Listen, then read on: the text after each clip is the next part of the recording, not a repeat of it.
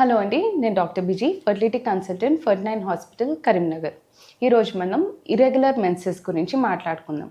So period కరెక్ట్గా రావట్లేదు అంటే నీటి బుడగలు ఒకటేనా కారణం, లేకపోతే వేరే కారణాలు ఉంటాయా అనేది డిస్కస్ చేసుకుందాం. పీరియడ్ కరెక్ట్గా రాకపోవడానికి చాలా రీజన్స్ ఉంటాయి. అందులో ఒకటి థైరాయిడ్ కంట్రోల్లో లేకపోయినా హైపోథైరాయిడిజం, హైపర్ థైరాయిడిజం, ఈ కేసెస్లో పీరియడ్ అనేది కరెక్ట్గా రాకపోవచ్చు. సెకండ్ది ప్రొలాక్టిన్ అనే హార్మోన్ బాడీలో ఎక్కువ అవుతున్న కొద్దీ పీరియడ్ అనేది ఇరెగ్యులర్ అవుతూ ఉంటుంది. సో ప్రొలాక్టిన్ ఎక్కువ అవ్వడానికి కారణాలు కొన్ని టాబ్లెట్స్ వల్ల కూడా ఉండొచ్చు.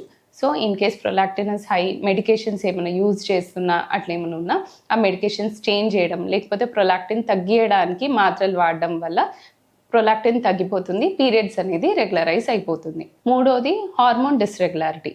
సో అది నీటి బుడగల వల్ల కావచ్చు, లేదా ఏఎంహెచ్ తక్కువ అంటే అండాలు తక్కువ అవ్వడం వల్ల, అండాలు ఎక్కువైనా తక్కువ అయినా హార్మోన్స్ అనేది కరెక్ట్ ఉండకపోవచ్చు. సో దానివల్ల పీరియడ్ కరెక్ట్గా రాకపోవచ్చు. Any stress can cause hormone dysfunction. So బాడీలో బయోకెమికల్ మార్కర్స్ అన్నీ మారుతాయి స్ట్రెస్ వల్ల. సో దానివల్ల పీరియడ్ రెగ్యులర్గా రాకపోవచ్చు.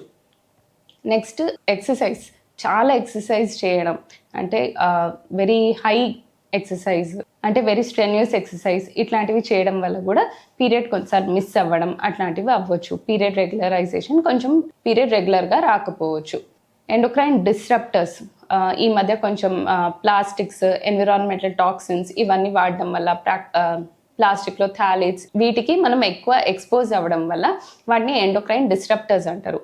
అంటే బ్రెయిన్ నుంచి సిగ్నల్ వస్తేనే కదా హార్మోన్స్ వచ్చేవి. సో ఈ సిగ్నల్స్ని ఆపేస్తాయి అన్నట్టు. సో ఆపేయడం వల్ల వాటి వల్ల కూడా ఈ మధ్య పీరియడ్స్ ఇర్రెగ్యులర్ అవ్వడం, లేకపోతే 2 నెలలకు ఒకసారి అవ్వడం, ఆగిపోవడం ఇట్లాంటి సమస్యలు ఎదుర్కొంటున్నారు.